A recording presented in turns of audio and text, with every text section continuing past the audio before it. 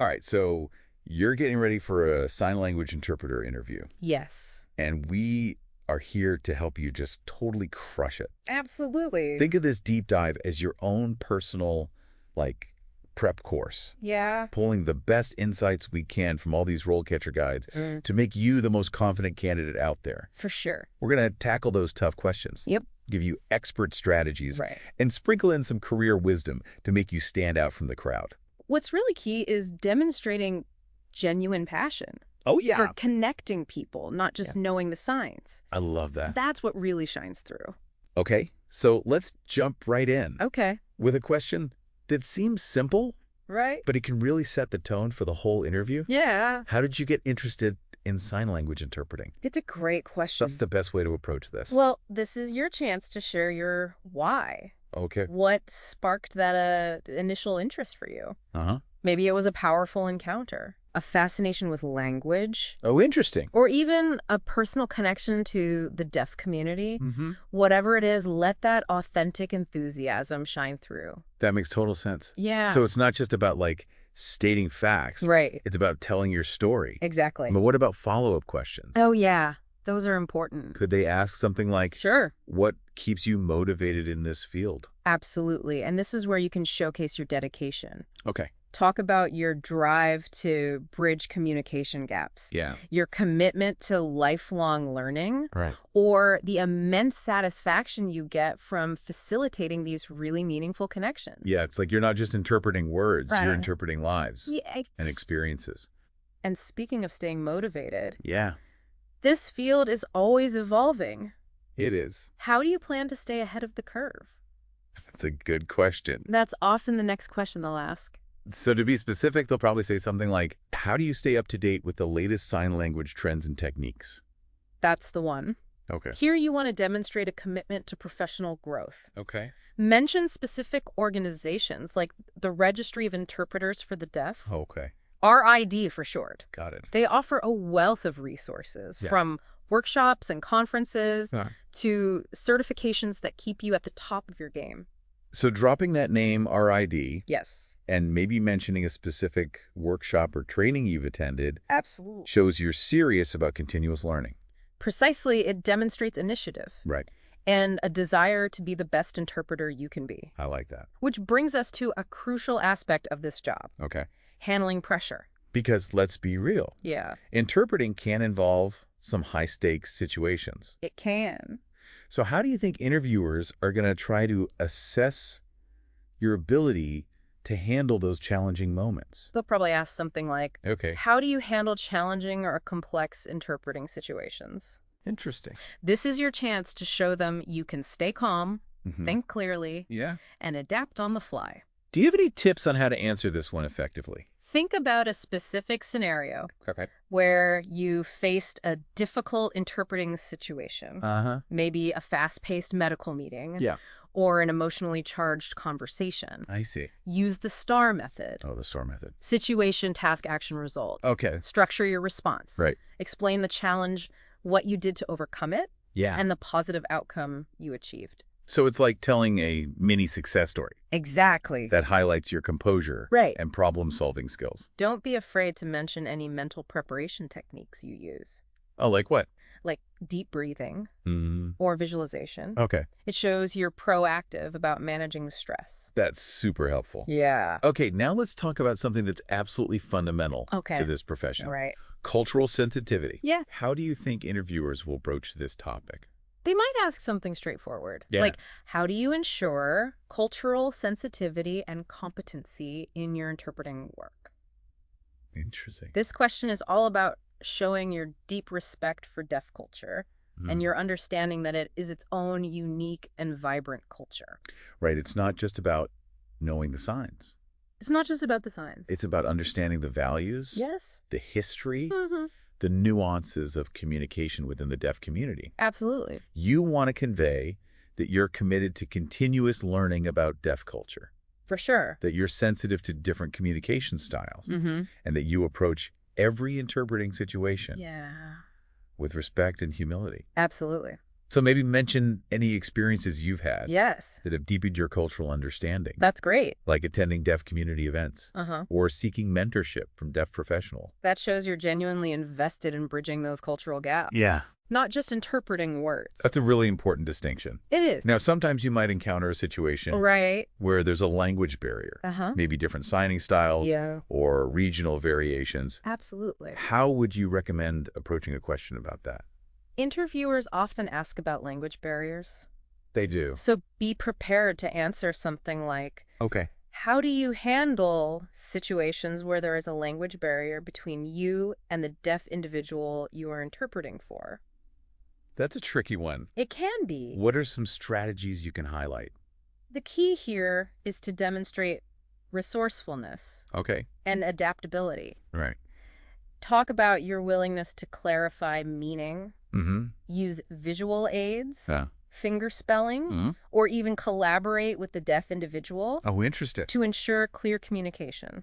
So it's about showing that you're not afraid to ask for clarification Yes. and that you're committed to finding a way to bridge the gap no matter what. Pers- And remember, these questions are just a starting point. Right. RoleCatcher's AI Yeah. can actually analyze job descriptions Uh-huh. and help you tailor your answers to specific roles. Absolutely. That's amazing. It is. So if a job description emphasizes medical interpreting, for example, Yeah. RoleCatcher's AI could suggest highlighting your experience with medical terminology It's right. or your knowledge of HIBO regulations. Exactly. It's like having a personalized coach. Wow. That helps you put your best foot forward. Now that's what I call smart prep. It is. So we've covered some of the initial questions you're likely to encounter, Yes. focusing on your passion, Mm-hmm. your commitment to learning, Mm-hmm. your ability to handle pressure, Right. and your sensitivity to cultural nuances. It's a lot to cover. It is, but there's so much more to uncover. There is. Let's dive deeper into those media questions in the next part of our deep dive. Sounds good. Stay tuned.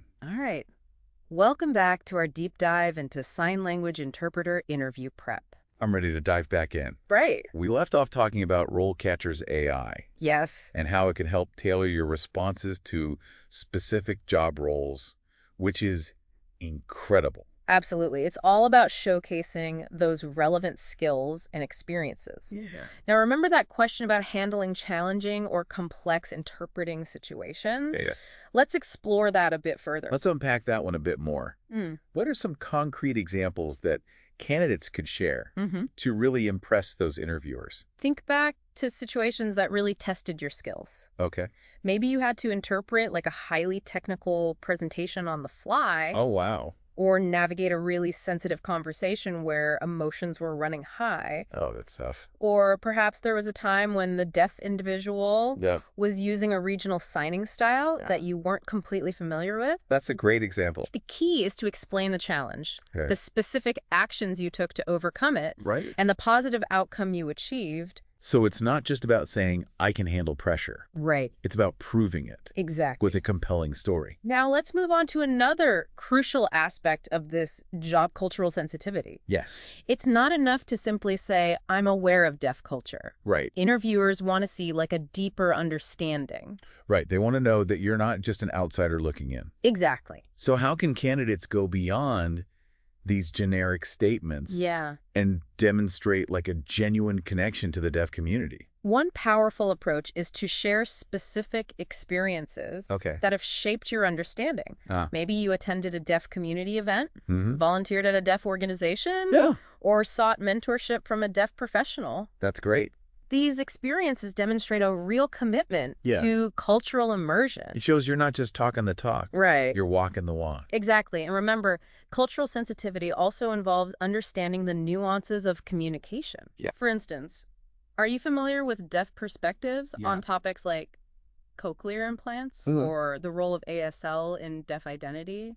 That's a really important point. Yeah. It shows you've gone beyond the surface level Yes. and delved into some of the deeper complexities of deaf culture. Now let's tackle one of those ethically charged questions that often comes up. Good.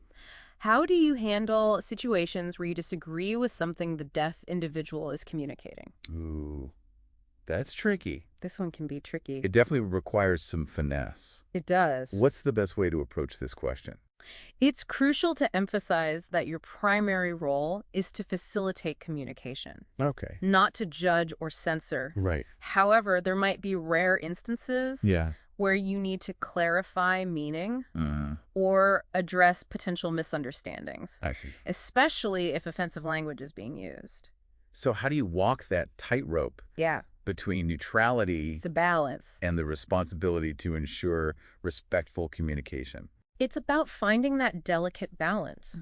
For example, if a deaf individual uses a term that's considered offensive, Yeah. you could discreetly explain the potential impact Uh-huh. of their words Yeah. on the other party. It's like being a cultural mediator, Yes, helping both sides understand each other's perspectives. that's a great way to put it.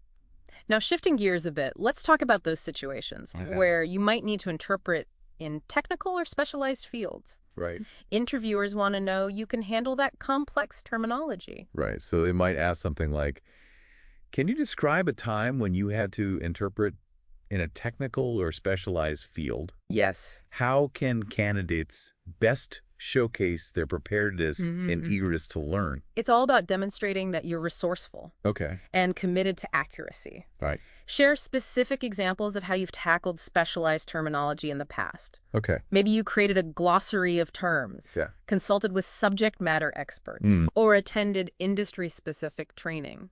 Or perhaps you have a system for quickly researching unfamiliar terms That's great. during an interpreting session. Exactly. It shows you're proactive Yeah. and dedicated to getting it right, Uh-huh. even when the subject matter is challenging. It's like being a linguistic detective, Yes. always on the hunt for the most precise way to convey meaning. Now let's delve into the question of power dynamics, Okay. which can be quite prevalent in Yeah. interpreting settings. Absolutely. How can candidates demonstrate their ability to advocate for the deaf individual while maintaining professional boundaries? That's a crucial aspect of ethical interpreting. It is. How would you recommend approaching a question about navigating those power imbalances? It's essential to convey a strong sense of ethics Okay. and a commitment to ensuring that everyone's voice is heard and understood, Yes. regardless of their position or authority. So maybe share an example of a time when you had to advocate for a deaf individual in a situation where they were being treated unfairly or their communication needs weren't being met. That's a great suggestion. It shows you're not afraid to speak up for what's right, Yeah. and that you prioritize the deaf individual's right to clear and effective communication. You're like a champion for communication justice, I like that. ensuring everyone has equal access to information and understanding. And finally, let's circle back to one of the cornerstones of this profession, Right. confidentiality. This one feels particularly important, Is given the sensitive nature of many interpreting situations. Absolutely. It's important to go beyond simply saying, I understand confidentiality. Right. Share specific examples of how you've maintained confidentiality in the past. Okay. Maybe you can talk about using secure communication methods, avoiding gossip, Wow. or adhering strictly to professional codes of ethics. Yeah. It's about showcasing a track record of trustworthiness Yes. and demonstrating that you understand the weight of responsibility that comes with this role. Think of yourself as a vault safeguarding sensitive information Wow. and upholding the highest ethical standards. And remember, all of these interview tips and strategies Yeah. are just a starting point. Right. RoleCatcher's AI can take your preparation to the next level It can. by analyzing job descriptions, Yeah. tailoring your answers, and providing personalized feedback. It's like having a secret weapon in your back pocket, It is. giving you the confidence to shine in any interview. That's a fantastic way to think about it. We've covered a lot of ground, We have. but we're not done yet. That's right. Let's wrap up this deep dive with some final thoughts Okay. and a thought-provoking question to ponder. All right. In part 3, stay tuned. And we're back for the final part of our deep dive into sign language interpreter interview prep. We really have covered a lot of ground. We have, from showcasing your passion to handling those trickier ethical dilemmas. Yes, we've equipped you with the tools to approach those interview questions with confidence and really demonstrate your expertise. But before we go out there and just ace those interviews, Yeah.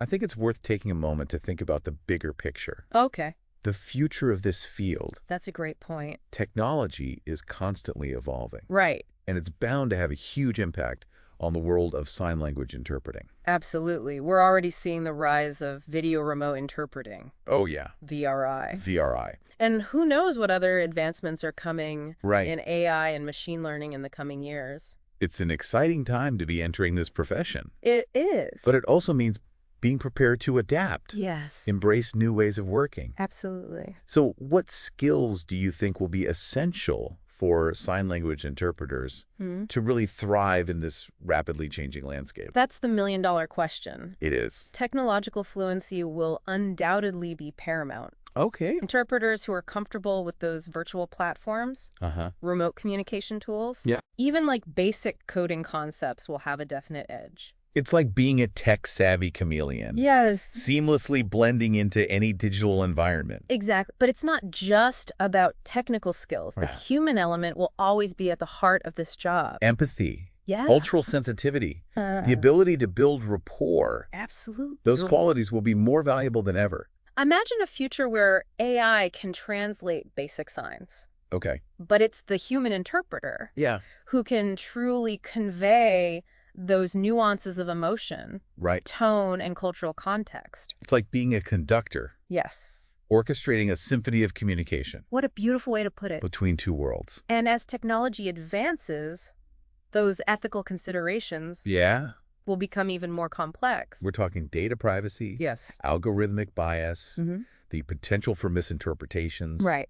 These are weighty issues that future interpreters will need to be prepared for. It's like traversing a moral maze, ensuring that technology serves humanity. Yes. Not the other way around. So with all that in mind, Yeah. what's the key takeaway for someone embarking on this career as a sign language interpreter? Embrace lifelong learning. Okay. Stay curious. Be open to new possibilities. I love it. Cultivate not just those linguistic skills, but also your adaptability, your tech savviness, and that ethical compass. Because the future of this profession is bright. It is. But it's up to each individual to shape it. Yes. With their passion, their skills, and their unwavering commitment to bridging communication gaps. Well said.